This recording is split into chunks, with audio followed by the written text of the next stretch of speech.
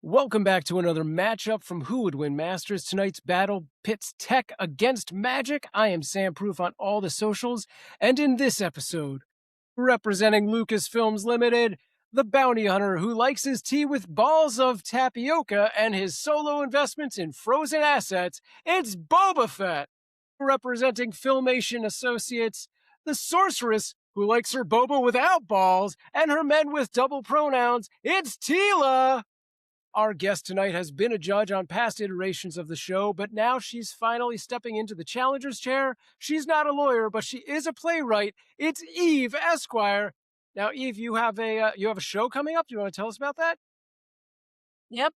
I'm gonna plug it. If you're in the Burbank area this Saturday night, go over to the Good Night where you're gonna see Avatar, and I will resurrect Larry King somehow. No, wait, All is right, that now Avatar as... Oh, wait, I shouldn't be talking yet. Never mind. Yeah, you don't exist yet. Voiceless ghost. You're repping Teela from Masters of the Universe. Why did you pick this character? From what I can understand, did I say Larry King? Yes, I did, because the theme is We're Back! The classic 90s dinosaur tale. Am I frozen? That internet's real bad right now. What's going on? Dang it. All right. Am I... All right. Better? Better? Am I here? Yeah. Okay. Now, you're repping Teela from Masters of the Universe. Why did you pick that character? Sam, we can't get out a word you're saying right now. It is so bad right now. Yeah.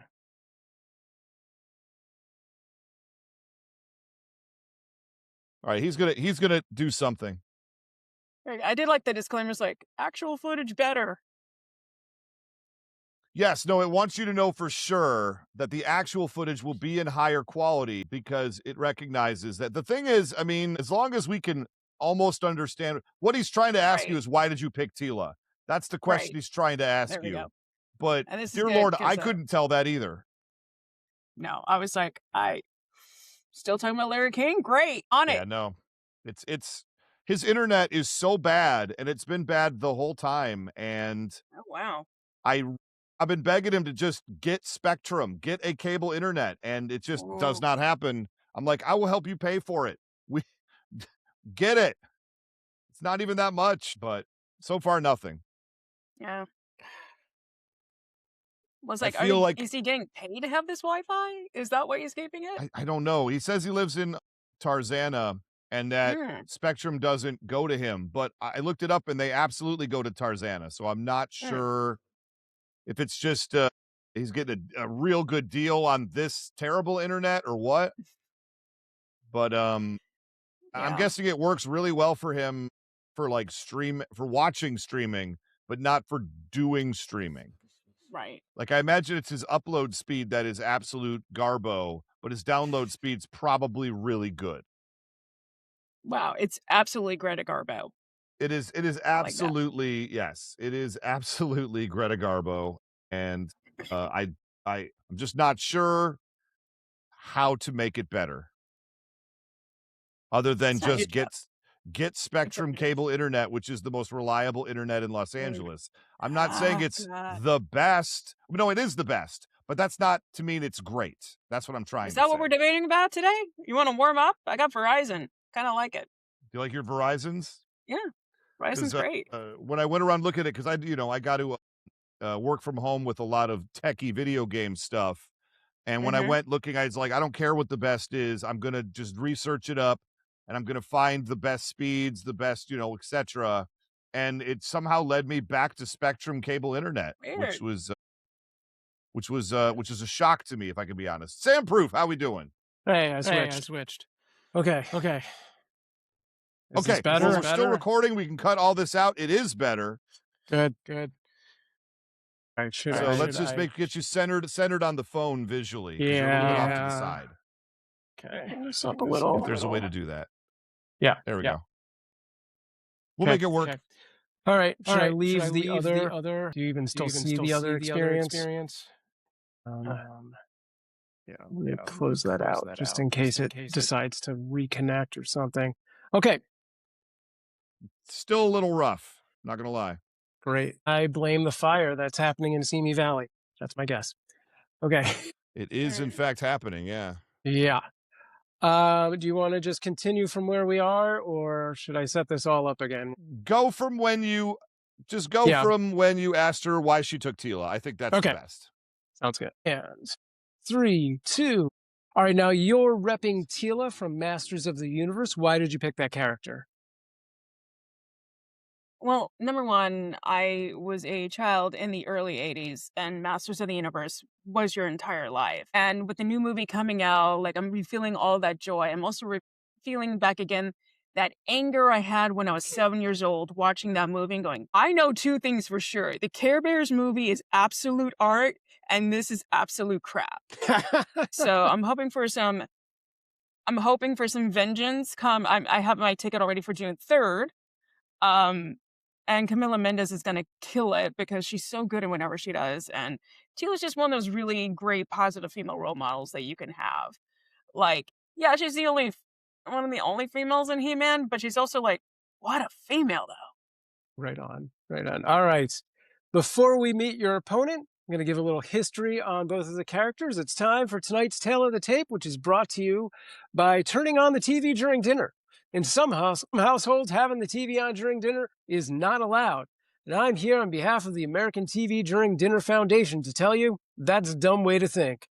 After spending all day working on a screen and before you're spending your evening getting entertainment on a little screen, wouldn't it be comfortable to have a little more screen time in the middle? I say yes. Now, it's not just that. If there's a TV on during family dinner, you have plenty to talk about. Like, hey, did you see that? Or, hey, I missed that. What just happened? Did you see it? Not just that, but hearing the sounds of your loved one chewing can cause roughly 72% of all issues in the home. Stomp that out with ambient TV noise of your favorite situation comedy or sporting event. Turning on the TV during your family dinner? It's not just for breakfast anymore. All right, tonight we have a classic contrast in styles. On one side, we have Boba Fett, the famed Mandalorian bounty hunter from Star Wars. The man who captured Han Solo fell into the Sarlacc pit and then emerged later to have many adventures of his own. Boba Fett was created by George Lucas and first appeared in the Star Wars Holiday Special back in 1978. On the other side is Teela. Teela is one of He-Man's closest friends in the world of Masters of the Universe. Teela is the captain of the Royal Guard and the royal protector of Prince Adam, aka He-Man, a true warrior goddess. Teela has shown superhuman strength and toughness in every iteration. Teela was created by Mark Taylor and Roger Sweet and first appeared in the 1982 mini-comic He-Man and the Power Sword. Now let's get to our own He-Man. Really? I feel gross just having to say that. Coming not from Eternia, but from Detroit, which is known locally as the Little Eternia of the Midwest. That's not. Ray, it's Ray Stacanis. Ray, nobody says that. Nobody says that, do they? No. No, everybody says Nobody that. Says I that. say that, and so everybody says I'm very trendy. I'm very popular. People say what I say. We're not letting Everyone Ray calls write Detroit the Tale of the Tape ever the again. Little Eternia of the No. Midwest. Not a thing. No, that's it. We're always spitting facts here on who would win Masters. How dare you? Now, aside from that egregious error, I see that before we talk about Boba Fett, in the blurb about Boba Fett, you actually wrote bounty hunter from Star Trek. Was that intentional just to get me to look bad, or you just let the autocorrect happen? He's looking No, now. apparently I was thinking about Star Trek when I wrote my own intro, and I wrote it as Star Trek. Beautiful. I hope you didn't say it as Star Trek. I hope you said it as Star Wars. If you heard me read that, I skipped a second and was like, okay, that's clearly Star Wars. But why did you pick Boba Fett? I must have missed that part somehow.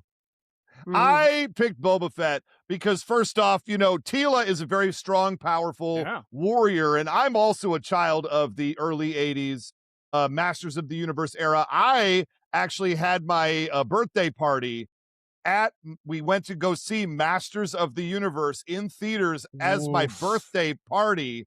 And I'll be Wow. honest, I loved it. I saw in the All moment right. how wonderful it was. I saw how maybe not faithful to the original property as it possibly Yeah. could have been. Now knowing that it's one of the famed canon films where they made a Right. movie with almost no money whatsoever and less talent behind it. And Yeah. I'll be honest, Dolph Lundgren is my He-Man. I Okay. love the character of Blade from that movie. I felt like he Uh-huh. was like the coolest guy in the world and was waiting for the Blade action figure. I also have not seen that movie probably since I was, back in 1987 in the theaters. So maybe it's Yeah. worth revisiting. I'm guessing maybe it's not. It might not be. But the new movie looks good. But that's not why I So picked there's that. Boba Fett. I Yeah. picked Boba Fett because I needed somebody very powerful and maybe a contrast of styles to fight against Teela. And Boba Fett presents technology, great training. He's not superhuman. He doesn't have those qualities that Teela has. So to me, we're dealing with a little bit of raw barbarian power in a way versus Yep. kind of a tech science kind of a guy. And I'm here for it. I love these type of battles, and I think there's a great case to be made for both characters. All right. Well, with that said, it is time for our rules in under a minute. Here are your rules for who would win Masters in Or 1 not. minute. Number 1, there will be 3 timed rounds with counterpoints allowed. Number 2, characters will have no prior knowledge of their opponent and no outside interference will be allowed. Number 3, keep the characters in character. Outliers and crossovers will be given less weight. Number 4, battles can be won by death, knockout, battlefield removal, or incapacitation. And number 5, after the battle, I will give my unofficial opinion as to who wins and why. However, I am just one voice. It will be up to all of you on our social media and our Patreon to make your voices heard as to who won. I feel like I'm the reason for a couple of those rules ever occurring. Look, we kept adding to the rule book. Allow me to say right now, Eve Esquire, maybe one of the most controversial judges in the original Is that iteration true? Wow. of the Who Would Win show. Yeah, yeah. she has some of the most controversial decisions. I would say of the top 5 most controversial decisions, she has at least 2, maybe 3 of them. I gave it just to off the Conan top because of he my has a head. tax accounting background, which was not brought up. And I'm like, but I know that, so I'm going to count it. Wow. Okay. That is Sorry, absolutely Lionel. correct. Wow. All right. So we're going to add no 100% kicking below the accurate. belt to the rules. And let's get into it. Eve, as our guest, you will start us off. You have 3 minutes on the clock for your point number 1, starting now. Very good. Welcome and bienvenue, everybody. My name is Eve Esquire. I'm not a lawyer, but I am a passionate Masters of the Universe fan. Being such, I have seen both the original. There's a couple I haven't seen, like the remake in the 90s. We're not going to count that one. We're not going to count the really excellent 2002 remake, but we are going to draw from Filmation and its spiritual successor, Revelations, which if you have not seen it on Netflix, please do yourself a favor. It's so good. Now, to get into who Teela is a little bit, Teela has significant training in combat, hand-to-hand and otherwise, from her father Duncan, aka Man-at-Arms. That's the official title of the Captain of the Guard. She is so proficient with that upbringing that she was set to take over the position of Man-at-Arms. Would they call her Woman-at-Arms? Probably not, because Teela respects tradition. She has a sword, she has a shield, knife, gun, Eternian laser attack, fists, and thighs. She is an absolute warrior with or without weapons. Now, in the words of Mrs. Hardbroom from the Worst Witch series, a true witch has magic with her at all times, and as such, Teela must be mentioned that she does become not only the Sorceress of Grayskull, but the Tri-Sorceress. Teela has the magic within her fingertips, as opposed to her combat training, which was drilled into her from such an early age, having that kind of a father who was also an inventor. So not only is she around combat, she's around tech all the time. She has magic that is innate. That means that she can just feel it and transcribe it and be it. It's like the ultimate mental health holiday, which will play in a lot into a lot of the battles we're going to face here today. Basically, she has the ability to sense magic, to seal an entity within an object, kind of like putting them in the world's scariest snow globe, which we will get to. She can channel energy and she can fly. More importantly, she also has a cool staff that has been changed in various things: a snake staff, the eagle staff, the staff of Ka, and maybe even a little bit of the havoc staff. Who knows?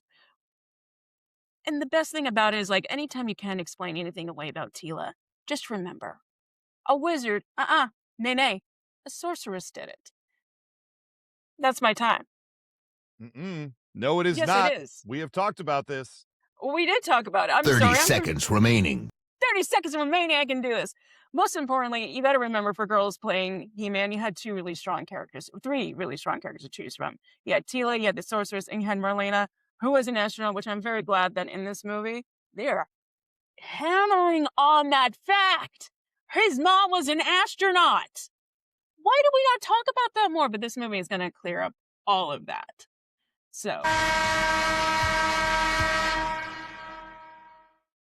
All right, we're going to head over to Ray with his point number 1. 3 minutes on the clock for Boba Fett, starting now. I absolutely love the fact that you talked about Teela and you talked about some of her magical affinity, but let's just remember that it really depends on which iteration of Teela that we are talking about, because in the original series of He-Man, she maybe had access to a little bit of telepathy sometimes. She didn't have magical powers. Some of the later incarnations where they let Teela come more into her own, she does show a little bit more magical affinity. So I do want to at least not shut down the magic point, but say that throughout her history, she has not necessarily shown all of that magical powers. And if you are going to lean into the magic, that means that the earlier He-Man stuff kind of falls off the table as a direct result. She's not the best of everything all the time. You got to pick a lane. Look, we're going to talk about Boba Fett now. He got his Beskar armor, and it's modified Beskar armor. It's pretty much indestructible, as we've learned. It can tank blasters. It can tank bombs. It can take lightsaber strikes to the helmet, a thing that he has absolutely done before. In fact, it even tanked the Sarlacc pit.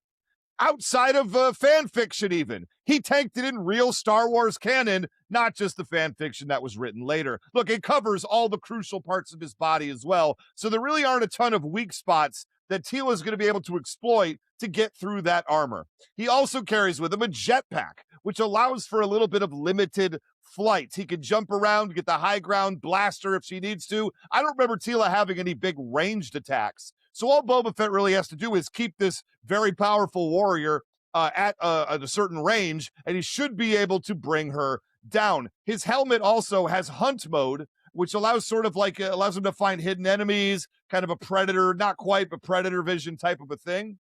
But his outfit also has weapons embedded. I've never seen a character with this many weapons embedded in their wrists, because he has the I'll call it the Zerka Arms ZX miniature flame projector. My brother has a flamethrower that shoots out of his wrist. Is that enough? No. The Blastech Dirt 24 wrist lasers out of his wrists as well. That's probably enough. No, a Fibracord whipcord thrower, that whip thing that he whips around, grabs people and yanks them forward. Surely, Ray, that's all he has in his wrists. Again, the answer is no. He also has the Calvarek Consolidated Arms, MM9 mini concussion rocket launcher, a rocket launcher in his wrist. This guy's out of control. He also, of course, is a blaster that's known as the EE3 carbine rifle. It's a big, heavy, two-handed blaster modified specifically for stopping power against powerful opponents. Guess what Teela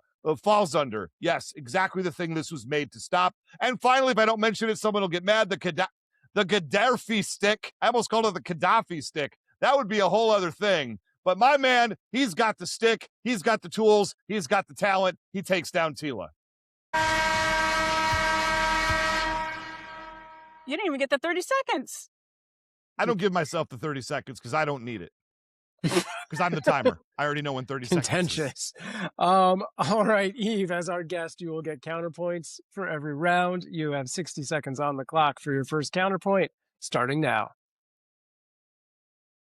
Well, there's one thing you mentioned, one thing you didn't mention that Boba Fett had. Like, he went to the rocket launchers, the blasters. I know he probably has a net thing that pops out of there. What you didn't mention is probably the carpal tunnel that he definitely has. I mean, I don't care how great your uniform is, but if it's that heavy and that cumbersome, you're going to have some things. And I don't think the Mandalorians have a great insurance plan. Also, he's a clone. He's a clone. He's a copy of a copy. Have you ever made a copy of a copy? Have you ever used a mimeograph machine, Ray? I mean, I know we all love Boba Fett, but like he was resurrected by Patton Oswalt. And on the level of things that have gotten resurrected by Patton Oswalt is like 3 below the Lazarus Pit in DC Comics, which again is the DC version of the mimeograph. Like, why are we resurrecting everybody in DC? Not everybody needed to be resurrected. Boba Fett went out originally. We last saw him because some pole poked into him and he fell into a pit. And he's supposedly one of the most wonderful warriors in the galaxy. And I was like, filled my time. All right, you don't have to poke me with a poll. It was a good start. It is time to take Sam, a break. I do believe you're muted. I shouldn't be. Am I still? Because I hit that button twice. There we go. Weird. All right, you don't have to poke me with a poll. It's time to take a break, and we will come back for our round number 2.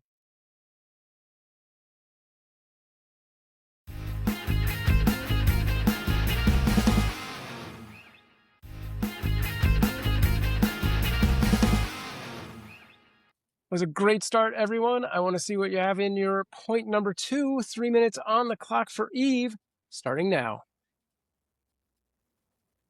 2 minutes on the clock. Let's make magic happen, Patton Oswalt. All right. Well, Teela, as I've said before, from the Revelations, so I'll just take it from the book of Revelations. Who cares about Filmation? Even though they did pioneer some really great rotoscoping techniques. It's taken from Revelations on Netflix as of 2021. She grew up in the royal palace of Eternia as the actual daughter of Man-at-Arms, because this adaptation takes a little turn. Man-at-Arms played by Deborah Seaworthy from Game of Thrones. Also the dad from A Little Princess, which, if you have dad feelings, this is the perfect casting. So you know Teela had an A++ dad. Take that. What did you have, Boba Fett? Did you have a clone daddy named Django who was like, maybe you'll do? Wasn't Man-at-Arms, wasn't no Duncan. Anyway, Teela was exposed to some battle acumen the way most of us were exposed to Charles Schultz's Peanuts. Like, she just grew up with it. Magic and technology and fighting. She grew up not experiencing the negging most women would have in a male-dominated field, such as Captain of the Guard. She is confident and unencumbered when it comes to her instincts, as shown by some of the outfits she wears that is like full white pants button up. Any woman will tell you. I know you men do not understand this, but when you wear white pant bottoms, that means you're confident to bleed whenever. You're not afraid of the menstrual fallout, nor is she. That's somebody who you pay attention to and follow into battle. Now, this also ties into her innate magic, which is learned by instinct versus study, like with her contemporary Evelyn. Maybe she's born with it. Maybe it's the fact she has the combined powers of 1, 2, 3 gods. Zor, the god of birth, as represented by the orange falcon, technically a female, sometimes pronounced Zoar. Ka, the god of passion, represented by the snake, which also explains her snake armor in her original action figure. It all made sense. That's why I love Revelations. And also, Havoc is represented by the ram. As you may remember Skeletor's Havoc staff, which has a ram head, also pluck. If you're feeling fun and feisty, go onto YouTube. Google Skullet. It's the only skull crafting glue as represented by Skeletor. It's one of my first sketches. Good times to be had, everybody. 30 seconds remaining. Havoc was the devourer of the who was represented by the ram, and this can cause concussive blasts as well. And this is what makes her more than the sorceress at Grayskull, but the tri-sorceress. In other words, try and find out, everybody. That is almost my time by the time I end my sentence right here. Go Teela. It's gonna happen. All right. Ray, 3 minutes on the clock for Boba Fett, starting now. Now, first off, I have to speak to some Star Wars heresy that I am hearing from one Eve Esquire right now. Jango Fett is not a clone.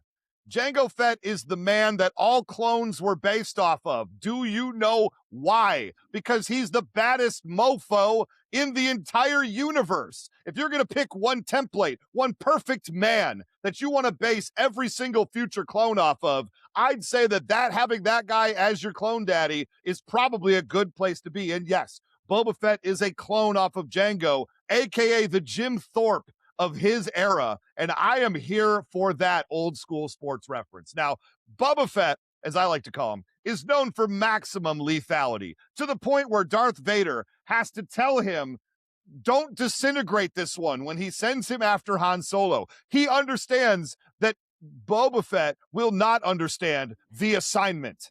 He is going to go out and try to kill everybody that he can and probably disintegrate people at the same time. Now, combat-wise, I know that this next point means absolutely nothing, but it must be mentioned how Boba Fett goes ham on stormtroopers. And I know everybody goes ham on stormtroopers, but dear Lord, this is a guy who cracks their stormtrooper armor by just punching and kicking and elbowing them. This is a guy who knocks them out with one shot. This is a guy who outsmarts, okay, again, easy, but he absolutely wrecks stormtroopers to the point where you'd swear he was a video game character in a Dynasty Warriors game. It's outrageous. One of his favorite moves, and one that I like as well, is a move where he pulls the pin on his thermal detonator, or, activates it, however that happens, drops it at his feet, and then jetpacks away, so that way his opponent in close combat gets hit by it, and he does not.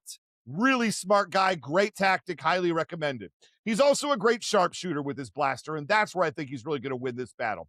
He was trained by his father from a young age to be a great warrior, much like Teela was, except obviously the model clone is the father. Gotta love that. Other things I've seen him do. I've seen him one hand grab an alien and threw this guy through a window from a seated position. Wow. I saw him get attacked by one of Bo-Katan's entourage. He grabbed her and picked her up in the air and slammed her through a table like he was Bubba Ray Dudley circa 2003 WWE. I've seen this man do a choke slam on a guy, speaking of wrestling moves, while he was in the process of getting tased by like one of those taser sticks. Choke slam to the ground. I saw him, Boba Fett, jump on the back of a 10-foot tall sand ape and strangle it with a chain. And most importantly, or at least finally, I saw him use his special staff to stop a future train all by himself by sticking it in and using it for leverage to pull a stuck brake the entire way to the train. This guy's too powerful. Boba Fett is the winner. All right, Eve, you have 60 seconds for your counterpoint, starting now. Okay, so you stopped a train with the staff. Are you trying to get the autistic vote? Because that's rude. I will say this. Look, yeah, you said Jango is his dad. Technically, he's a clone. He's a clone daddy, but he's not Duncan. Do not diss what a father's love can do for somebody. It can make them move mountains. What drives Boba Fett? What's his mission? Is it try to get his dad's love? Because guess what? Teela doesn't need that. She has it in spades. Also, she's the love of a sorceress mother. Who is Boba Fett's mother? Who gave him Milky when he was a baby? Who loved and nurtured him? What are we dealing with? It's like, he fights me up for what? And also, I drive a car that says the Mandalorian, and I do have the dice. So even though I may not talk the talk, I do drive the drive. And I really do wish, actually, my car was called Battle Cat, because that would be really cool.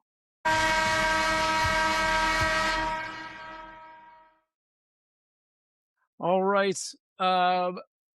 We'll be right back after this break.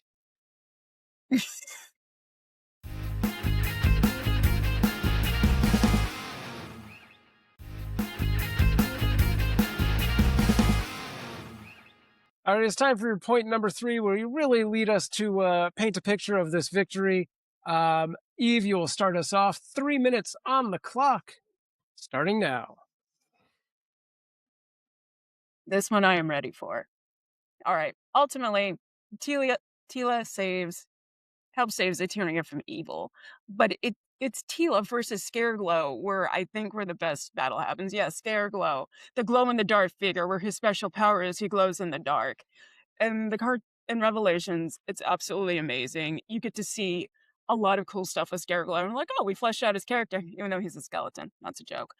the coolest part about this is that you may not know this in Revelations. They had 2 voice actresses for Teela.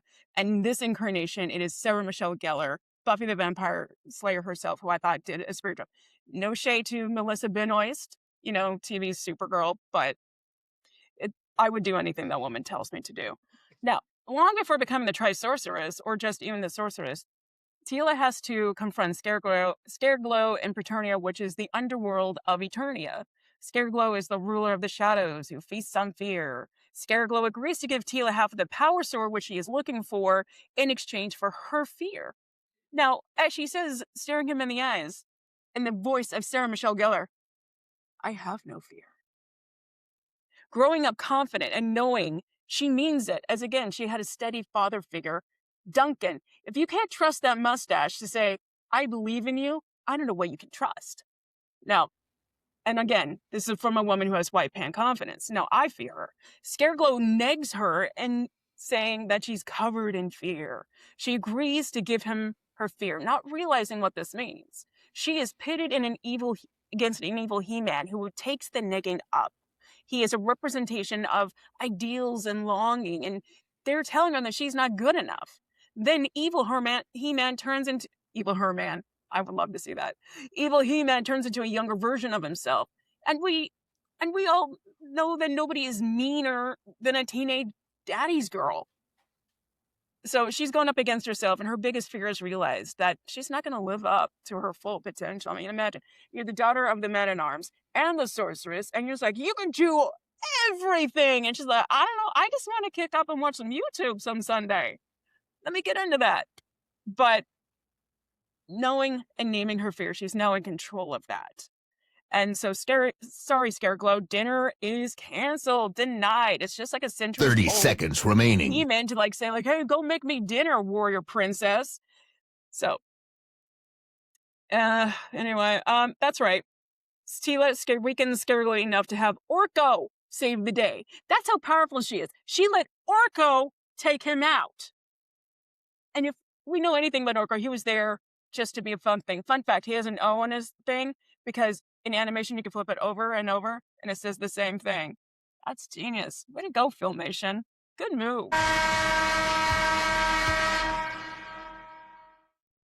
All right, Ray, it's time for your point number 3. 3 minutes on the clock, starting now. I have so many things to add here. One, if Orko defeated Scareglow, that I maybe would put out there that maybe he's not the greatest villain in the entire world for Teela to be struggling with before that. And I would argue one thing that I didn't really think about until you brought it up, even a great point. These are 2 characters who did not know their mothers growing up and were raised by single fathers. And that is a touch point that I think is actually important to the character of both of these people. And yeah, I think it's worth mentioning and saying. Now, one was, of course, the clone daddy of all clone daddies, and the other was Man-at-Arms, who was a very accomplished warrior in his own way, and honestly, yeah, would be probably a better father than Django. Let's go ahead and put it out there. So I would argue that she was more coddled, and that's why Boba Fett's a little bit stronger at the end of the day through all of his warrior ways. But let's talk about some of the things that he has done. Look, he was the one who caught Han Solo. Just start there. That's an amazing thing to have done in the world of Star Wars. He did it. He beat the Crimson Dawn who were looking, other bounty hunters who were looking, and even other randos who were just hanging around who wanted to collect on the bounty. He had to navigate all of that web to be the one to deliver Han Solo to the Empire, and you got to give it up for a tactician who does something like that. Now, he's known across the galaxy as the absolute best of the best, although he is a little sloppy when it comes to his violence. And it's hard to live in the shadow of a much more famous father than yourself and keep it real. He did make a good name for himself and later was seen to outshine even his father, Jango Fett, who, as I mentioned before, is the clone daddy of the universe, the peak human pinnacle form that they decided would be the one to clone every off of. Another interesting thing I learned about Boba Fett through this research is that he collects the scalps of Wookiees.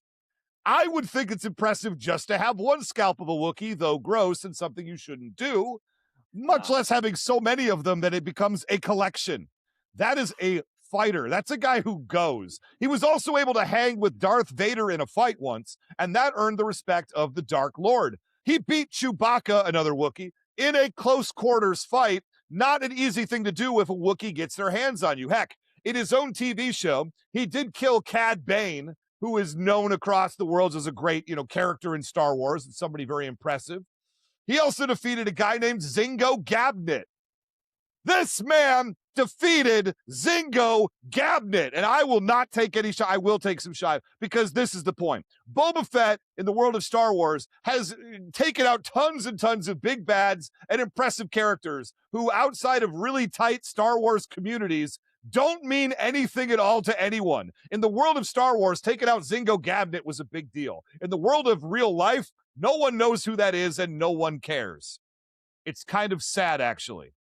To be so. Anyway, did I mention he has a personal StarCraft? Did I mention he has a spaceship he could get in and blast Teela from the air from? We're probably not going to be allowed to use it, but I'm going to mention it because if I don't, I will hate myself on the backside. Let's go, Boba Fett.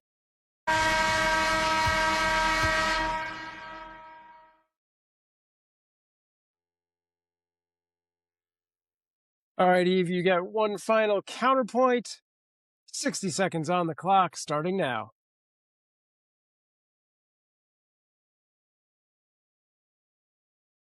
Yes, no?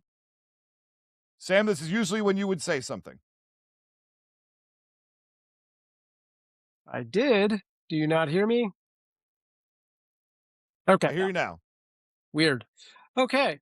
All right, Eve, it is time for your third and final counterpoint. You get 60 seconds on the clock to wrap things up, starting now.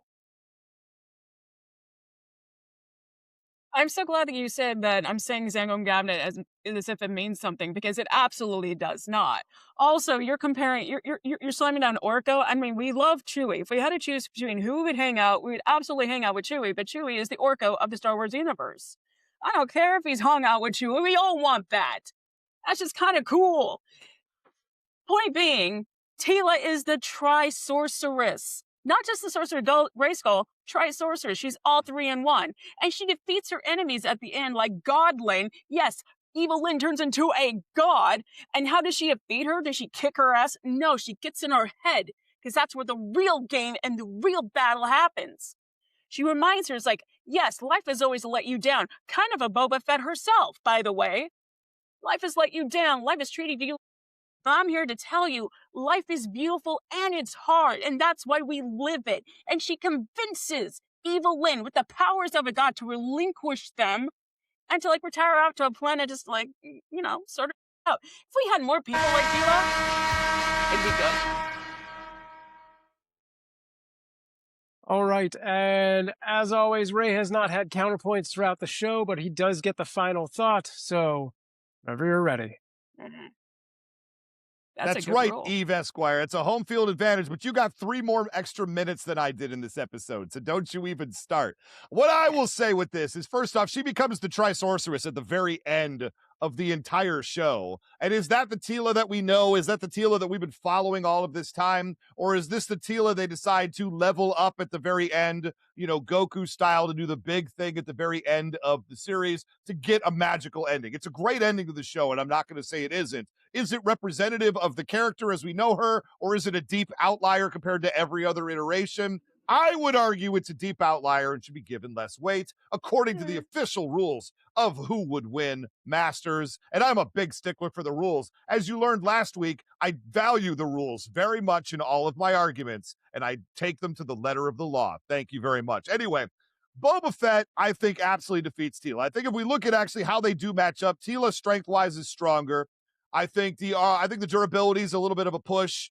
Although, he has the armor that can't be fractured in any way by anything she can do. I mean, obvious win.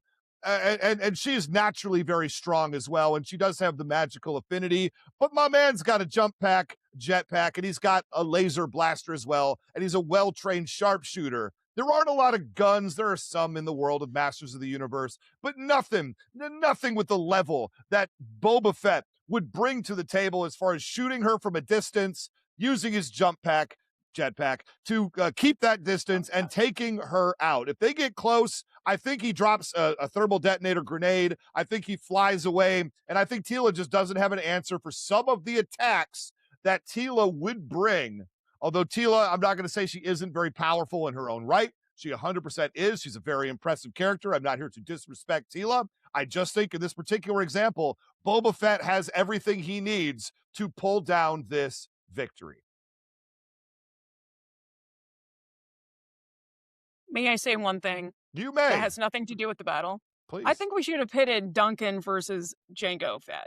I think we have a rematch on the books for so. Man-at-Arms versus Jango Fett at some point in the future, regardless of how this battle goes and regardless of what the people vote at the end of the day. Well, I will definitely think about that as well as everything else, and I'll be right back with my decision.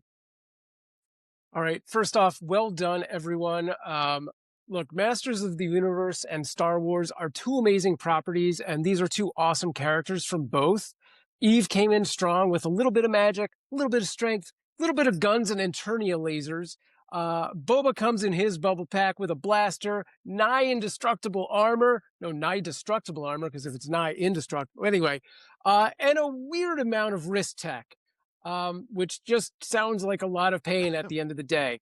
Rey argued that Boba Fett could essentially use his jetpack to evade Teela while spawn sniping her, and she might not be able to poke him with a pole, but she does have her gun and laser. And not to mention, maybe some magic. So that might not be the magic move for our tech boy. One might have daddy issues, and the other may be born with it, but both are not going to run from a fight. While catching Solo and delivering him to a giant worm does tug at our hearts from the 80s, Solo is just a human, and that's about as impressive as Orko taking out Scareglow. Big goose egg, which is the same upside down, by the way. Rey brought in the Slave One. Based on the response that we've had in some recent episodes, I think we're going to see a big viewer reaction to that, and I'm pretty sure the comments are going to rule that that is outside of the rules. Equally, is Teela full-on Tri-Sorceress? If that is, in fact, a level up that is unlocked at the end of everything, it is truly outrageous to bring in all of her powers. Whether you're covered in fear or Mandalorian armor, this battle feels extremely close, and I'm going to have to give it to the one that drops a thermal grenade and blasts off. By a slim margin, I am giving it to the Milky Baby, Boba Fett. Wow. Right. Eve, well done. Well done. I'm up against the master. Yeah. You know, I think you come back with more note cards and I'll be back with take Duncan. it another time. Yes. Good luck, we definitely Jingo. should see that play out. Going down. I'm not gonna lie. I thought when you started that and when you were going down your path and you were poo-pooing on my blaster argument with the jetpack, I thought I was cooked. So for pretty much 75% of your decision, I thought I was having to get prepared to lose to Eve Esquire, which there's a lot of nobility in that. Do not get me wrong. Many people do. I feel like I got away with one here. I feel like I got lucky and in this particular battle. And I want to make sure the people at home understand when they vote on this battle that I dominated, that I won this battle harder than any battle I've ever fought before. Eve, obviously, I think you can agree. I think this was the closest we've ever seen. I will say, Sam, thank you for pointing out that he captured Han Solo. It's like, he's a jobless slob in a bar. How hard is that? Might as well have captured me on a Friday. Right. I live by the Foxfire. There's a whole bunch of Han Solos over there. Yeah. All right. Eve, any last thoughts on this? Oh, this isn't over, Rey. We're gonna come back for the daddy competition. It's a must. You know, I want to just quote the very famous words of Apollo Creed. Jim Thorpe? Apollo Creed, another great athlete, at the end of Rocky 1, when he said, "There will be no rematch." Now, I know I'm lying when I say it, because Man-at-Arms versus Jango Fett is maybe even a more exciting battle than this one, if that's possible. It's at least on the same level of excitement as far as I'm concerned. And Eve Esquire, I'm going to tell you right now, to the camera, to America, to your face, I welcome your challenge in the future. I gotta tell you something, Rey. I got what I wanted. Halfway through doing this, all I wanted to do was talk about Duncan. And now I'm going to do that on a future episode. So who really won, Rey? Boy, I'm still not sure. I'm starting to feel less and less like it every minute we keep going. That might be a whole separate poll that we have to run with this. All right, Eve, thank you so much for joining us. Do you want to tell people where they can find you? You can see me this Saturday at the Good Night on Avatar, bringing back from the dead Larry King. Cool, he could be Scareglow. That would be a great action figure. Scareglow is Larry King at this point, or even when he was alive. Excellent. If you Caller told me next. that they were the same person, I'd believe you. Okay. I can see it. All All right. right, Just for Ray, the record. any last words on this? Yeah, this one was really tough. I'm going to say again, go to patreon.com/whowouldwinmasters. All free and paid members both get a chance to vote and comment on this one. I have a feeling like this is going to be a very, very close vote. Obviously, Boba Fett won. Obviously, Sam made the right call based on my incredible arguments. Really had to go over the top on this one to achieve a victory, and I'm so happy that I did. Obviously, and I just want to make sure the people agree. And so if you agree with that, go on patreon.com/whowouldwinmasters and cast your vote. If you do not agree with that, I still want you to join the Patreon as a free or paid member. Yeah. But you don't have to. You could sit this one out. I give you permission if you don't agree that Boba Fett won. Eve, I think that's only fair, right? I think everybody who would agree with me wouldn't be a Patreon, so maybe. There it is. There you So go. Eve is trying to argue that the thousands of you who listen that are not on our Patreon are all truly on her side. I think there's only one true way that you could prove that, and that's join our Patreon and cast your vote any way you slice it. This battle's been great. Eve is a truly tremendous talent, an incredible brain, and I feel very fortunate to have wiggled my way out at least as far as Sam's decision goes. So I don't often sweat on this show. This is the time I was sweating basically from point number one. So Eve, in that, I congratulate you, and I thank you for being a part of this. The real winner, I think we can all agree here, is Jim Thorpe. Jim Thorpe getting a reference on Who Would Win Masters is the true winner of this battle. He might be added as an optional third option to who won this battle. The problem is if we do that, he will obviously win. That's true. I mean, that's the secret rule, is that Ray will win. That's true. Yep. That's true. That is, and decathlon athletes. Decathletes? Is that a word? Yeah. Sure. Thank God, because I just made that up in my head and it didn't even come out right the third time I said it. I was an academic decathlete. Not a mathlete, though. No. Okay. No, I could. Okay. I was educated in Idaho. You think I could do math the entire time I was there? I mean, I I would would leave the just, state and then realize, oh, I do know how to do math. okay. You know what? I think sometimes your brain has to overcome your surroundings. Right. I'll go with that. I work in Absolutely. legal accounting now. It's a weird path. All right, and another weird path is the one that brings us back next week for our wrap-up episode. We'll be breaking down the votes, revealing the tally, and reacting to comments that you have posted on our Patreon and Discord. You can, as always, find more information on the Discord about this episode, and of course, go vote on the Patreon at patreon.com/whowouldwinmasters. And if you think you've got what it takes to be in the challenger's chair, record a 1-minute video demo and send it to whowouldwinmasters@gmail.com. And we may see you in the challenger's chair across from Ray in a future episode. For Who Would Win Masters, this is Sam Proof. Stay strong.